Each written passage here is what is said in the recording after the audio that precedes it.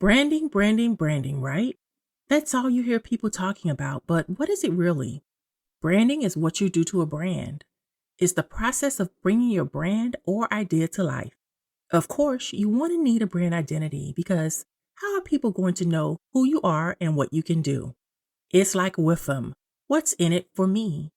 Once you can tell people that through the words and visuals and throw in a promise of the experience they'll get from working with you or buying your products, you've basically pinpointed your brand. Today, we're talking all about it.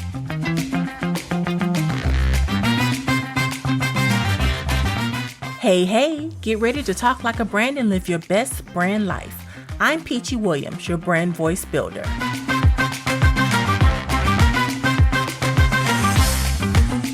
Now, you may be asking, so I know my brand, so why is branding important? Branding helps companies convey this information. While it may sound simple, real branding is hard. There are hundreds, if not thousands, of companies that can't tell you what they do, who they're doing it for, and why. At least not in an interesting way. And why not? Who knows, but I'll tell you one thing. When they feel as if they can't get it done, they stop. They throw in the towel, and they give up. Think about how much more you stand to gain with your customers if you've actually done the work. Better connections, more impact, and loyal customers, right? A solid defined brand will take you far. It helps shape the way your internal and external stakeholders think about the brand. It embraces your purpose and why you do what you do besides making money. That's important. More than anything, a good brand tells and sells the big picture. Your branding guides who you serve, what markets you'll do business in, the kinds of employees you'll have, and how you connect with your customers. It also helps you translate your value through their emotional experiences. Brands that have clear stories are considered high value. They tap into people's emotions. And once you have someone emotionally invested, they are ready to buy. Believe it or not, that's the type of company most people want to work for because they have a mission and they move in sync to get things done. In these types of companies, almost everyone is on board because they understand. You can't buy into what you don't understand, which is where companies disconnect from their employees and their customers. So now that we've gotten all that out of the way, let's talk about what branding really is. Again, people hear the word branding and they immediately think colors and logo. And while that's a part of it, the brand is not the logo. The logo is part of what the brand stands for. When you're branding your company, one of the most important things to remember is you have to be authentic every single step of the way. While some companies have deceitful practices, they don't really last long because you cannot continuously tell lies or sell lies. Think about the brands of people that give you all these promises and nothing comes of them. The goal should be to underpromise and overdeliver, not the other way around. Before you even start thinking about putting things in motion to create your brand or even rebrand, you must have a clear vision. I call it the evolving end game. It's important to clearly see where you're going. So think about next year, 5 years from now, 10, 20, 30, even 40. There's never really a finish line because you're always going to be adding and revising your products and services. But you should have a vision of how you want the company to look in the future. That's how you get buy-in from your team.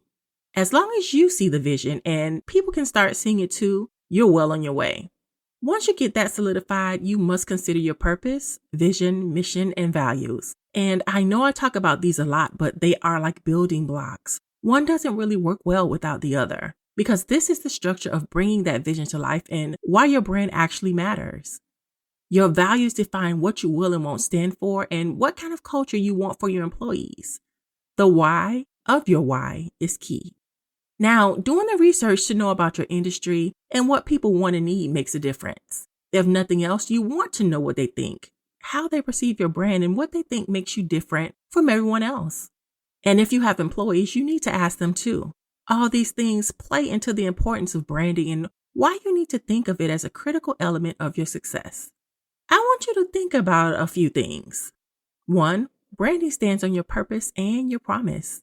You know your why, and your promise is what you're making to your customers. Trust me, they will hold you to it.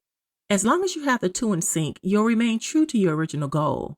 If you curate a promise and deliver the experience, your customers will not only learn to trust you, they will continue doing business because you kept your word. That translates into recommendations from actual users which then translates into sales because everyone loves a company that delivers. Your logo helps define the brand, but your promise is what keeps it strong. 2. When you're building a brand, people come to know about your brand identity. It describes who you are and who you're not. Remember purpose? As you move forward, you also acquire positioning and alignment, clarity. And if you aren't clear on who you are, how will you stay the course? 3. Powerful brands tap into emotions. Once you get there, people have found the value you offer. Selling goes hand in hand with feelings. And brands that focus on emotion will always surpass those that only focus on the benefits and features of what they offer. Good branding creates trust. 4. Your brand is an asset built on creativity, time, and assets. Great branding makes a difference. Branding also helps with recognition. Your assets, for the most part, become the face of your brand because they're what people are going to recognize. 5. Branding helps guide the steps you take in advertising and marketing. Everything aligns when you know your values because you understand what types of advertising you will and won't do.